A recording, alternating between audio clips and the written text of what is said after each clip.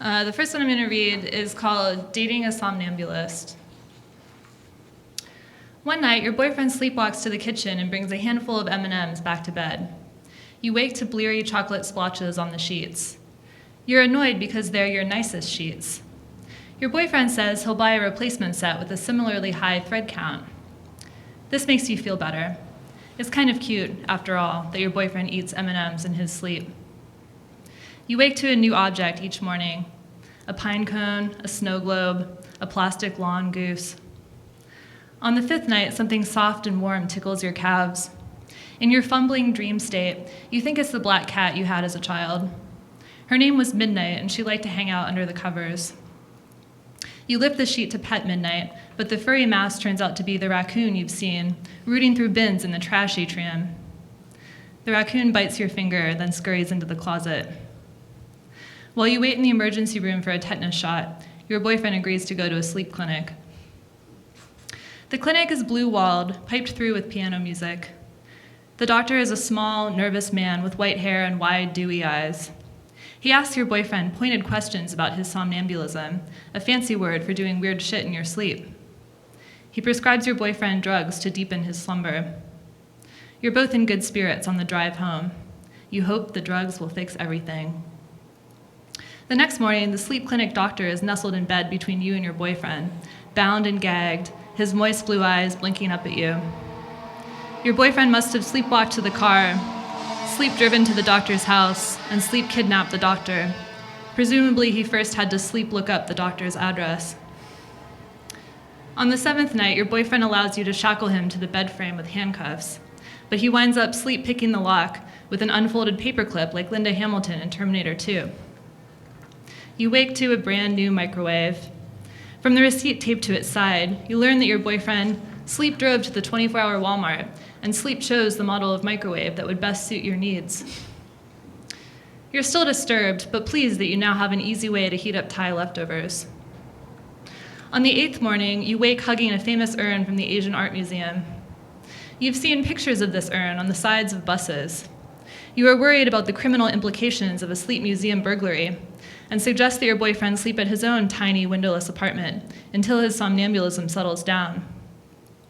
Your boyfriend admits that he started renting it out on Airbnb since he's always at your place anyway. A middle-aged German couple is presently staying there. Additional European couples have booked the apartment through July. On the ninth morning, the bed appears empty. You and your boyfriend celebrate by heating frozen mini quiches in the new microwave. But when you make the bed, you discover, tangled in the sheets, a highly venomous box jellyfish native to the tropical Indo-Pacific. On the 10th morning, you wake to frantic nudges from your great Aunt Renetta. You haven't seen her in 15 years. She is disoriented and upset. You take her to dim sum, show her your city, then buy her a plane ticket back to Pennsylvania. Your boyfriend finally remembers to pick up his sleep prescription at Walgreens, but the drugs only make his nightly acquisitions more bizarre. An airplane flight recorder, battered and corroded by seawater. The slashed silver top worn by model Gisele Bündchen in Alexander McQueen's groundbreaking spring 1998 fashion show. 3 passports of Americans born on August 18, 1973. On the 14th morning, you wake to a wormhole squirming at the center of your mattress. Lord knows where your boyfriend's sleep acquired a hypothetical feature of space-time, but there it is, a roiling purplish vortex the approximate diameter of a basketball. You climb out of bed, careful not to touch the wormhole's iridescent rim. You and your boyfriend spend the rest of the day sealing the bed in its wormhole in a wooden box. While you build the box, you drop tools and planks of wood into the wormhole. You imagine these objects will pop out in a parallel universe and prove useful to parallel versions of yourself. You imagine your parallel self is like you, but better. She probably bakes gluten-free pastries that taste just like the real thing. She probably makes her own dresses and has a killer record collection.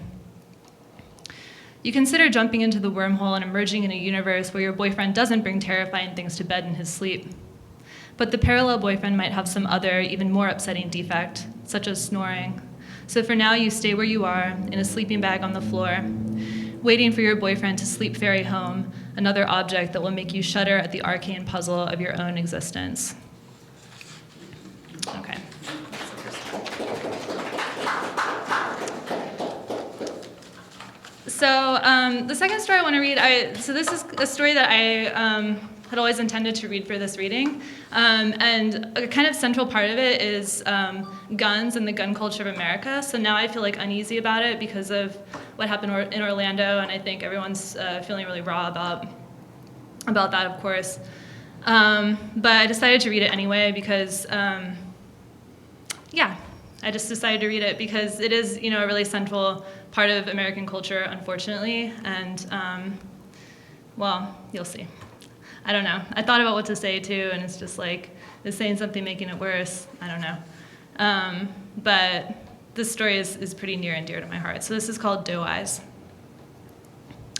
I get this idea that I'll go out into the woods and get shot. That'll show the hunters. They'll be put off hunting for good if they shoot a woman in the heart. Though I'm hoping it won't be in the heart. I hope for a flesh wound from which I can easily recover. I'll lie on a narrow bed at mercy, hooked to chirping machines. The hunters will come, tactical caps in hands, and beg my forgiveness. My husband will visit, too, and beg me to come home. Your brush with death has put everything in perspective, he'll say. He'll take me home and nurse me to health, feed me spoonfuls of Sprite with the bubbles stirred out. He'll change my leaky bandages and whisper that he loves only me. I'm living with Dad on the old homestead, a ranch house in the countryside north of our university town. It's October, the start of deer hunting season. Sunday morning, I cook Dad breakfast. I toast his bagel how he likes it, 4 rounds until it's a puck of ash that I smear with peanut butter. The char must remind Dad somehow of his rustic and impoverished Ozarkian youth. Dad crunches his bagel. I fill my throat with plain yogurt and stare into the yard. The dining room opens via a sliding glass door to the patio, a patch of concrete bordered by ruined marigold plots, and the clothesline where my mother used to hang her cotton night dresses.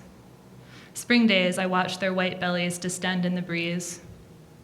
On the concrete, my dad has sprinkled dried corn for the deer, but this morning the deer don't come. Earlier, gunshots, orange flashes through the trees. They're awful close to the house, I say. Who? Dad says, startled. He's already opened his 1,000-page volume of Nazi war tactics. All day he'll hunch over the tome, jotting symbols in the margins. The hunters, I say. They were here yesterday, too. Haven't they killed enough? Hunters hunt, Dad says, his voice like a shrug. That's the way of things. He looks at his book and is lost to me. Dad's a history professor. He teaches a popular undergrad class on World War II. He's writing his 3rd book about Stalingrad. No surprise he doesn't care about murdered deer. His expectations are overall low. I wash our plates and put on a deerish outfit. Brown corduroy pants I bought at Goodwill to paint in when my husband and I moved into the house on Gilbert. A brown sweater of unknown provenance. For all I know, it's existed in the bottom drawer of this dresser since the beginning of time. I slink out to the woods. Wet earth suckles my sneakers. The hunters are in the meadow, a dad and his teenage son. I crouch behind a tree. They crouch, waiting for something to move so they can kill it. I went with my husband to a shooting range once. It was in a strip mall. You handed over your ID at a counter. You filled out paperwork, put on earmuffs and goggles. In a narrow booth, my husband stood behind me, wrapped his arms around me, showed me how to shoot. The gun was heavy and cold. I was wearing a pink shirt. I thought I would feel powerful with a cold, heavy gun in my hands. I fired at paper cut into the shape of a man. That was when we were dating. I think it was the same day we went to Taco Bell and split a dozen hard-shell tacos. We ate them in the car, which was a police car, because my husband is a cop. It was one of the things we eventually disagreed about, his being a cop. But at first I liked it. I rode along and watched him ruin people's lives. I wonder what my husband would say if he saw me out in the woods trying to get shot. Get the fuck out of the woods is what he'd probably say. The hunters' backs are to me now. I rustle some leaves in a way I hope is deer-like, but they're too far to hear. I slink back to the house. Their truck is parked on the gravel at cul-de-sacs in front of our house. I wait for them, watching deer videos on YouTube. I practice my deer gait on the carpet. At dusk, they return. The grown hunter carries a doe slung around his shoulders. Her pink tongue lolls. A yellow tag dangles from her left ear. First murdered, then tarted up with cheap jewelry. When we were dating, I asked my husband over text what he liked about me. "Your big, beautiful doe eyes," he wrote, spelling doe, D-O-U-G-H. I pointed out his misspelling. He was a sport about it. It became one of our running jokes. My husband says he's dyslexic, by which I think he means that he doesn't much like to read. I study the regulations on the website of the Department of Natural Resources. I learned that it's legal to shoot crows only from October 15th to November 30th. For 2 days in October, the youths get first crack at the rooster pheasants, which have presumably grown sluggish and overconfident in the off-season. I learned there's continuous open season on groundhogs and pigeons. I learned that the euphemism for killing is harvesting. Monday, I go to the sporting goods store. I peruse a rack of marked-down camouflage, shoes, pants, and a jacket in clashing forest prints. At the gun counter, I ask to see their best shotgun. The young worker brings it from the safe and gives me the rundown. 12 gauge, satin walnut, nickel-plated. It's Italian, he says, a Benelli. He lets me hold it. I run my fingers over the stock. His eyes glaze with desire. "I want that gun in the worst way," he says. For dinner, I make venison burgers. Dad's reading another Nazi book. He pauses to ask if it's beef, this meat already in his mouth. "Deer," I say. He nods as if a puzzle piece has fallen in place. I go out after dinner to break in the camo. I get down on all fours. I lie on my stomach and roll across the frozen dirt, getting twigs and leaves in my hair. I curl my body around the trunk of a tree. I'm alone in the forest. I miss my dumb husband, the cop. November ends. I hope my husband will call on my birthday, at least send a text. But the day shudders into focus and dissolves without a word. It's now legal to kill deer only with bows. I watch the hunter and his son park on the cul-de-sac and get out of the truck carrying guns. I could report their violation to the DNR. I could use this as an excuse to contact my husband. I could call him as if he were an acquaintance from college. "Hey," I would say, my voice incidental, a draft from a door left ajar. "I thought you might know something about this." But we are on county land, beyond my husband's jurisdiction. He'd say to call the sheriff if he answered at all. I hide behind my tree. A cluster of deer stands 10 yards to my left, velvet snouts in the soil. The hunters crouch at the lip of the meadow. The boy aims. His moment has come. The boy shoots and the deer scatter. He's missed. I jump out of my hiding place, utilizing all my deer talents. The forest is silent. The hunters walk toward me, faces puzzling me out. "What the heck are you doing?" the dad says. "You're gonna get yourself killed." Up close, he's handsome in a lush and disconcerting way, like a retired soap star. I have no answer for him. I run back to the house. Shotgun season begins. On the ridge behind our house, 4 hunters stand overlooking the creek. I wear my ill-matched camo. I stroll along the dry creek bed. They shout at me to go away. I shrug, say I live here. This is our land. There's nothing they can do. They move along the ridge to escape me. I seek out hunting hotspots. I figure it's only a matter of time, a certain density of hunters, before a stray bullet finds me. I locate a makeshift range off the road to Amana. Men and boys shoot paper targets pinned to bales of hay. I linger at the fringe. I edge beyond a line painted in dirt. They look at me and I leave. I post an ad on Craigslist under gigs. I write that I'm a PhD student. "I'm looking for a hunter who uses a muzzle loader to harvest small game," I write. "I'm conducting a survey to further my inquiry of masculinity in the American Midwest. I will pay each participant $20. I get 5 responses. Saturday afternoon, I rent a room at the Hampton Inn off Interstate 80. I schedule half-hour appointments back to back. 4 respondents are in their 40s and seem to badly need both the $20 and someone to talk to. The 5th is 22 and thinks he's going to get laid. I've created a survey. I ask the men questions about their mothers. I ask how much meat they consume in a typical week. I ask if they've ever fantasized about shooting a person. Not killing them, I say, just a flesh wound. One by one, the older men shake their heads. "Well, maybe my ex-wife," one says, then spends 5 minutes equivocating. The 22-year-old says that yes, he thinks about it. "Could be cool," he says. My heart leaps. We face each other in chairs. He's wearing a camo jacket, jeans, Timberlands, and a khaki-colored snapback. All the men came dressed in full hunting gear. Would you shoot a woman? I ask. Sure, he says. What difference would that make? I unfurl a hypothetical. Say this woman wanted someone to shoot her. She longed to feel a bullet pierce her skin. He would be in no danger of prosecution. He would drive her to the hospital after. She'd say she'd been walking in the woods and had been clipped by a bullet from pheasant hunters who had been too far away to even know they had shot her. The boy nods. Sounds kinky, he says. I put away my legal pad, on which I've been scrawling pointless notes on the psychological interiors of these men. I hand the boy a $20 bill for the survey and say I'll give him 80 more after he shoots me. Fear flickers his eyes, and I worry I've transitioned too abruptly from the hypothetical. But then he says, sure, he just has to be on campus by 6 for a trig study group. We drive 2 cars to my house, the boy following me in his dusty black truck. I stand in the meadow on a raft of trampled barbed wire. Dusk veils the woods. In another 10 minutes, it'll be too dark to aim. The boy raises his gun. He peers through the sight. In the arm, right? He says. Or the shoulder. Just clip me. He stands 10 feet from me. His hands shake around his gun. I close my eyes, breathe the smoke-tinged air. My mind empties. I surrender. I hear boots crunching hay. I open my eyes. He's leaving. Hey, I say, what the hell? I can't do it, he says. I follow him, offer him money I don't have. My bid goes up to $300. No, he says. No offense, lady, but I think you might need professional help. My thoughts briefly turn to becoming a victim of urban gun violence.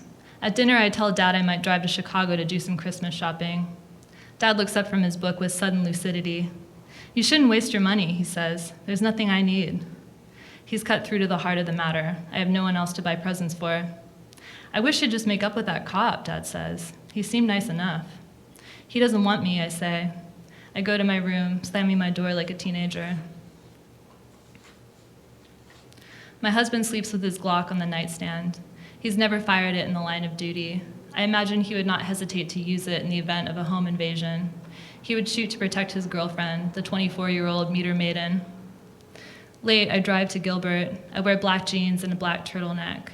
I park in the alley and pull a black ski mask over my face. I approach the back of the house. I find a good-sized rock in the garden I planted 2 springs ago. I regard the windows, considering which one to shatter. The back door opens. My husband holds a full white garbage bag. He's wearing a gray t-shirt, basketball shorts, rubber Adidas sandals. He looks at me, crouched in the garden. Slowly, I stand. What are you doing here, he says. He knows it's me, even with the ski mask. I stand there holding my rock. I've imagined this moment for 6 months. There are so many things I want to say to him. He comes down the steps, walks 20 feet to the alley, puts their garbage in the can for collection. He pauses again at the door. We look at each other. I let the rock fall. I stay late in bed. In the kitchen, Dad chars his own bagel. The air's warmed. Snow melts in gray mounds like piles of laundry. Corn molds on the patio, its luster gone.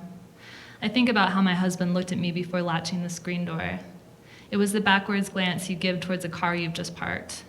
There it is, you think. I bet he didn't even tell his girl about me when he went back to bed. I stood still and deer silent for several minutes, listening for my own echo. Dad knocks on the door. You hungry? He says. I don't answer. He's too timid to enter uninvited, traumatized by my volatile youth.